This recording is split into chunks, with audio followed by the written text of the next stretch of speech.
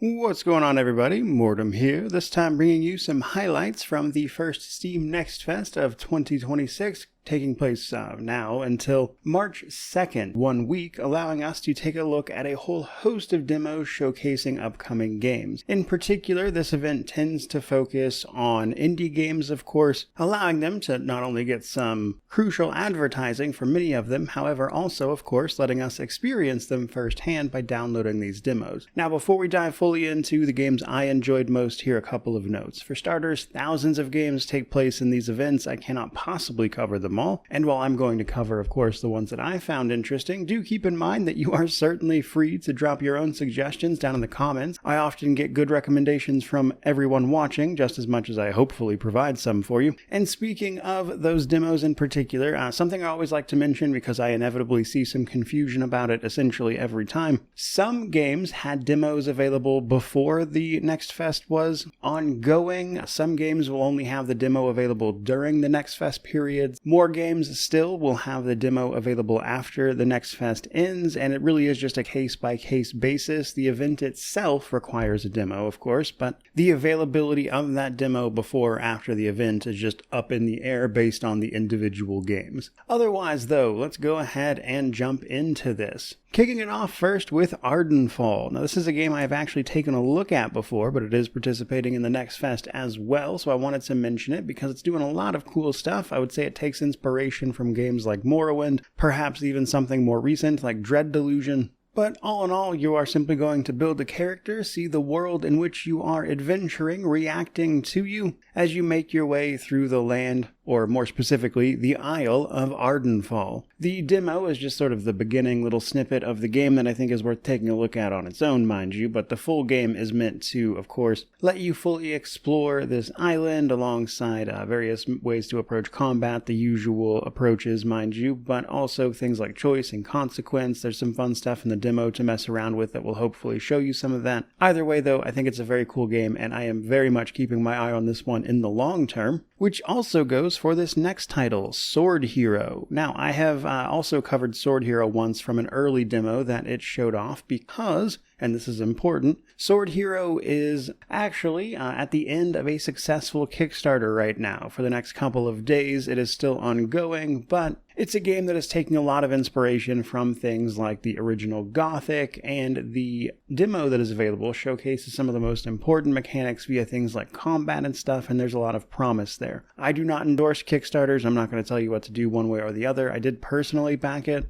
So if you're taking a look at this one, just keep in mind it's a much more long-term thing that you might be used to. But either way, I do think the demo is cool and worth taking a look at. But otherwise, let's keep it moving. Next up, something a little more, potentially lighthearted, I guess, with Paperhead. Paperhead is essentially a boomer shooter with the rather interesting aesthetic of cardboard cutout enemies, paper, obviously. There's mechanics where you can draw weapons like bombs or erase enemies in order to recoup your health, things like that. It is a very fast-paced game, mind you, but if you're like me and you enjoy those games just to unwind a little bit and break up some of your RPGs, that kind of thing, Paperhead seemed like a lot of fun in that respect specifically. It felt good to play. There was a lot of feedback on everything you were doing, and the levels are kind of quirky and different enough, I suppose. So it's something I enjoyed playing through. But then we have Windrose. Windrose has been making some waves lately here, pun intended, as this is a pirate survival adventure, putting you in the role of someone trying to get revenge on Blackbeard by having to establish your own pirate empire across some procedurally generated island chains. This is another game that I've taken a look at in its individual video. However, all that buzz didn't come from nowhere. It's a ton of fun, and I would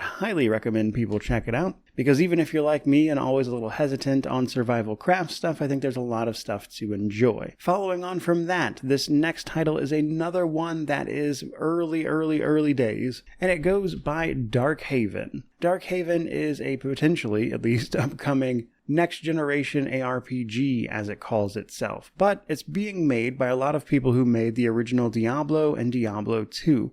And yet, if you take a look at this demo, understand that it is an early look at this game, like pre-alpha stages. And the reason they wanted to show it off is that this game is also the subject of an ongoing Kickstarter. Again, I do not endorse these. However, what is interesting to me about this game specifically is that it's going to feature destructible environments if all goes well. So the idea is you'll use your skills and things to actually interact with and potentially destroy parts of the environment. You can see a bit of that in the demo itself with some of the waypoints being covered over and having to be destroyed, potentially uncovering enemies by destroying the land around them or even spoiling their ambushes by doing this. With a lot of the rest of it, because it's so early, being, I would say, very run-of-the-mill ARPG stuff, and this is a game that in the end, that is to say much farther in the future, I'd be interested in seeing about how it actually pans out, including things like its socket system with runes and tattoos and stuff, but this is another one that is very early. Next up, we've got Esoteric Ebb, a game that has had a demo available for a while. It's an upcoming CRPG in the vein of things like Disco Elysium, but this time set in a world based on Dungeons & Dragons 5e. This one should be releasing relatively soon. It has a Q1 release date, but what is cool here is the Steam Next Fest demo specifically is actually bigger than what has been available before. So where it cut off a little early the initial time through,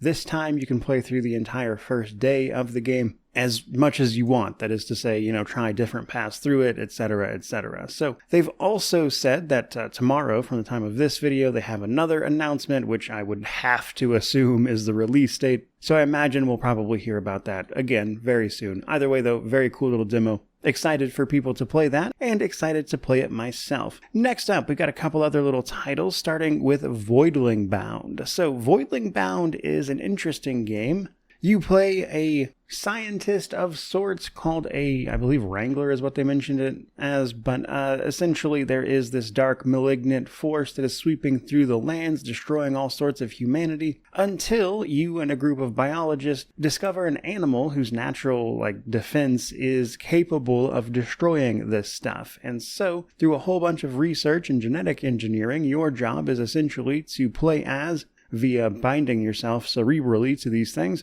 and then mutating a whole host of them into various different forms of themselves to combat this alien menace. And while it's not really the same much at all, it does kind of remind me of Spore for some reason, and I thought it was pretty fun when I played a little bit of it. I'll keep my eye on this one. I don't know that I'll completely keep up with it when it releases per se, but it was a fun little demo for sure. Next up, we've got Sanguis. This is an upcoming TRPG that I believe is heavily inspired by another game called Other Side, which is very similar. It is a roguelite title, seeing you take a whole bunch of aspects of a sort of mother character, that is to say different little individual aspects of her that then act as your units, to fight through enemies that are keeping the world in stasis, and your job is to gather up blood from them and bring life back into the world, which then also lets you move through the roguelite sections to battle the bosses, stuff like that. Much like Other Side, it uses this interesting timeline system, and I'll be curious to see if they can pull this off or not, but the demo seems compelling enough for what the game is trying to be. Though that does bring us to our final entry, which is none other than Armatus. Armatus is from the developer that was behind that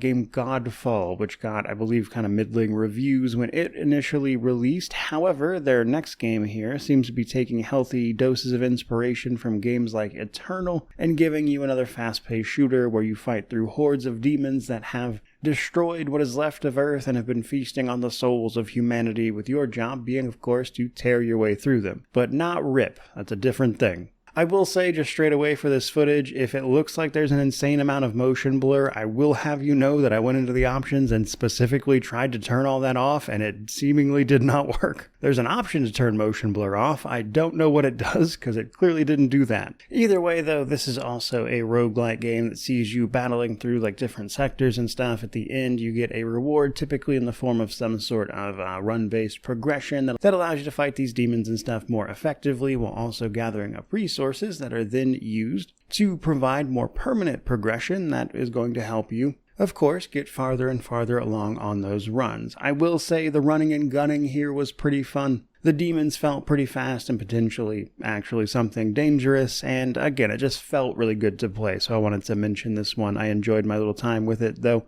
The demo itself basically just consists of trying to do a run, and you can't do any like permanent progression or anything. So we'll see what becomes of this one. There are honestly kind of a lot of these types of games lately, so I don't know how successful it will be, but either way, fun little demo. And I think that is where I'm going to leave off this particular highlights video. Just as a little reminder, if you have any suggestions for me, by all means, drop them down below, which naturally means to like, comment, subscribe, all that YouTube jazz. But regardless of any of that, truly, just thank you so much for watching. I really do appreciate it. May you wander in wisdom and have an amazing day.